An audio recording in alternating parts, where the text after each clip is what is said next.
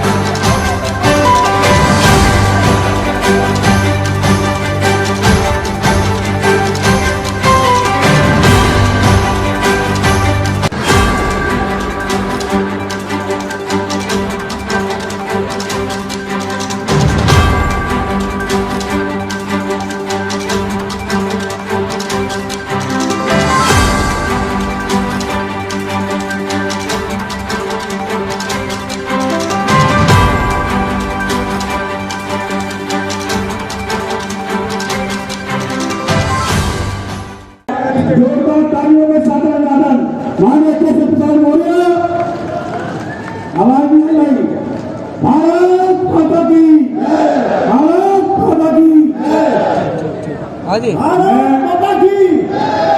विधिवत अच्छा कार्यक्रम को आगे बढ़ाते हुए मैं सभी अतिथियों से निवेदन करूंगा अपना अपना स्थान ग्रहण कर ले और हमारे बीच हमारे शुभम करोति कल्याणम श्री सत्येंद्र सिसोदिया जी भी हमारे बीच उपस्थित है। आप माननीय अजीत शर्मा जी हमारे माननीय सत्येंद्र सिसोदिया जी हमारे सेक्रेटरी अध्यक्ष, डॉक्टर नीलकंठ जी सभा सांसद, डॉक्टर वीके सिंह जी, अजीत पाल त्यागी जी विधायक, मुरादनगर अतुल गर्ग जी, सभी से निवेदन बड़ी माला से स्वागत। दिनेश गोयल जी सेठी साहब ठीक है के साथ जिंदाबाद। केशव प्रसाद मौर्य जिंदाबाद जिंदाबाद। भारतीय जनता पार्टी जिंदाबाद। निवेदन करूंगा कि जो लोग चल नहीं सकते तो मैं निवेदन करूंगा आदरणीय मंच से वो जा करके लाइन डिस्ट्रिक्ट उठा देला उधर से फटाफट लाइन स्टार्ट कर लो।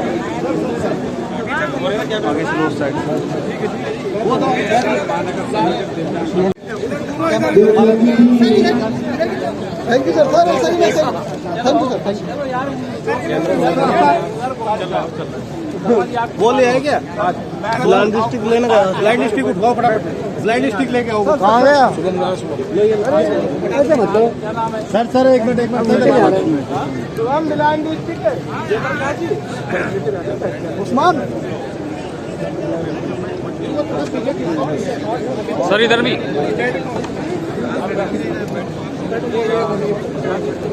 सर इधर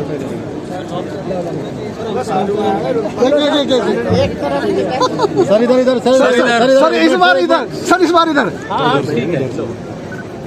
दिव्यांग नरेंद्र कश्यप जी।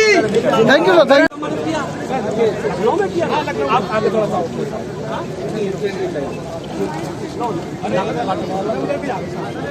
मैं एक बात कहना चाह रहा हूँ। पूछने वाला नहीं था। अरे दिव्यांगों मंत्री साहब हमारी आस्था का प्रतीक माता की मुख्यमंत्री आदरणीय केशव प्रसाद मौर्य जी, केंद्र सरकार में मंत्री, आपके लोकप्रिय सांसद जनरल वीके सिंह मंच पे है। डिप्टी सीएम साहब आज जरा बताओ तो भगवान महर्षि कश्यप की जय, भगवान महर्षि कश्यप की जय, भारत माता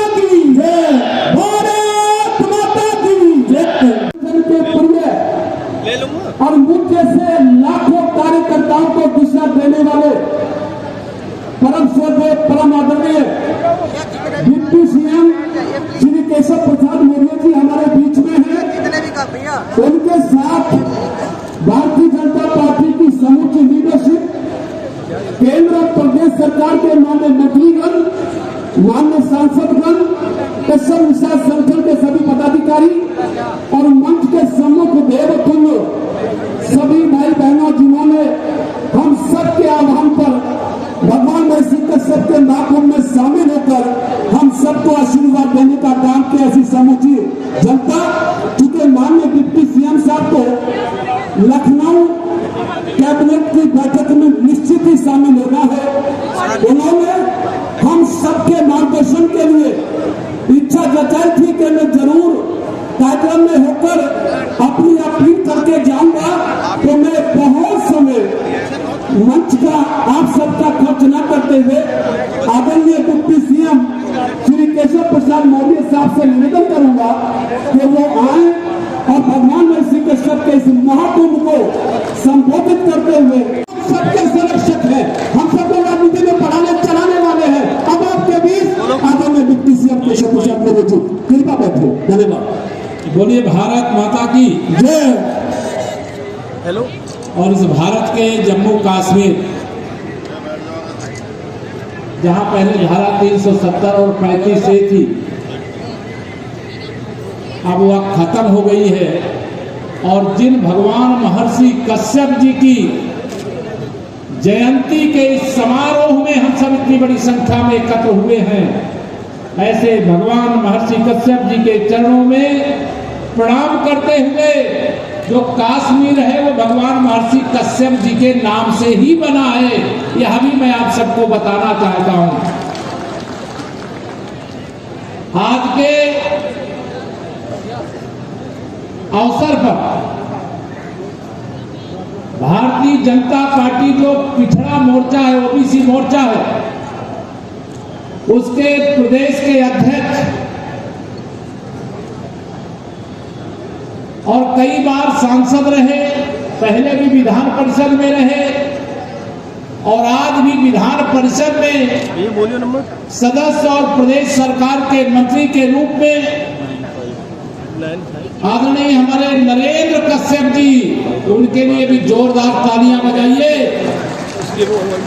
और यह बताते हुए मुझे हर्ष हो रहा है, तो उस समय वह विधानसभा या विधान परिषद के सदस्य नहीं थे, भारतीय जनता पार्टी ने उन्हें शपथ पहले दिलाई और विधान परिषद का सदस्य बाद में बनाने का काम किया।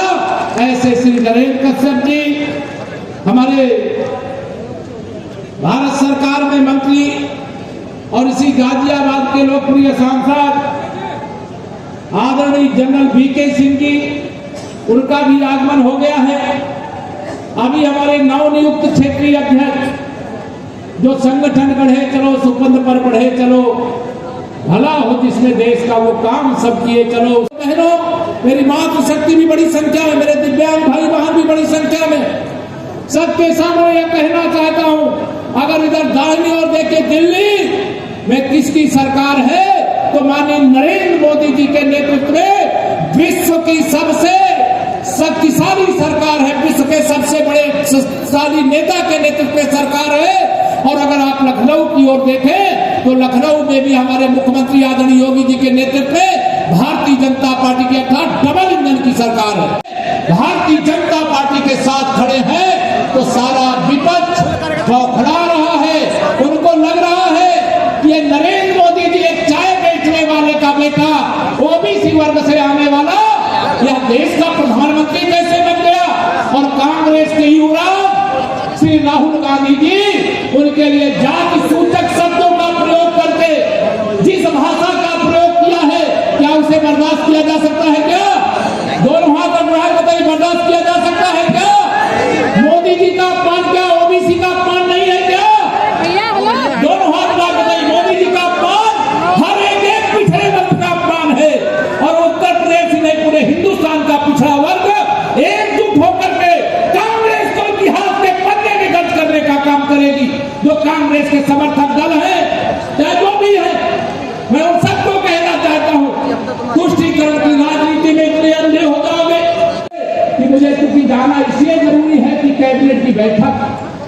आप सबको मैं आह्वान करके जा रहा हूं, मेरे मित्रों, साथियों, बड़े बुजुर्गों, माताओं, बहनों, मेरे पत्रकार साथी भी यहाँ पर बड़ी संख्या में, 2024 के चुनाव में ध्यान रखना, जैसे 2019 में उत्तर प्रदेश का चुनाव हो रहा था, सपा बसपा मिल गए, उसमें राष्ट्रीय लोकदल मिल गया, कांग्रेस मिल गई, सबका मिलकर के क्या लक्ष्य था कि मोदी जी को प्रधानमंत्री नहीं बनने देना।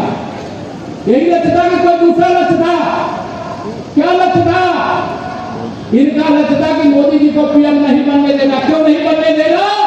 क्योंकि मोदी जी भ्रष्टाचार रोक करके गरीबों के जीवन में खुशहाली के लिए काम करते हैं।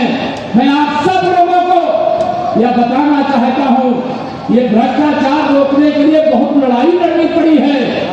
ये जितना बड़ा पांडाल है ना, इतने बड़े बड़े पांडाल भर के 2-2 हजार के नोटों की गड्डियां, सोने की सीढ़ियां, चांदी की सीढ़ियां, आपके को और गरीब है तो और गरीब बनाने के लिए 60 साल तक इस देश को लूटने का काम जिनने किया, आज उनके हाथ छापा पड़ता है और सब बरामद होता है। सब सोचते हैं कि मोदी जी तो किसी को छोड़ेंगे नहीं, और कहते भी हैं कि मैं न खाऊंगा और न खाने दूंगा, और जिसने भी खाया है उसको भी वसूल करके मैं अपने गरीबों के जीवन में खुशहाली लाने के लिए उसे भी योजना बना करके खर्च करने का काम करें। यह जयकारा किसी को अच्छा लगे और चाहे बुरा लगे, यह जयकारा गूंजता है और गूंजता रहेगा। यही निवेदन करके वाणी को देता हूँ विराम। दोनों हाथ उठा करके जरा बोलिए, जय श्री राम, जय श्री राम, जय श्री राम, जय श्री राम। आप सबको बहुत बहुत प्रणाम, बहुत बहुत धन्यवाद। मैं कम बोल करके और जल्दी जा रहा हूँ, उसके लिए माफी करेंगे। कार्यक्रम आगे कंटिन्यू करेगा, इसको ध्यान में रखते हुए आप सब बैठेंगे, ऐसा आप सबसे अनुरोध है। बहुत बहुत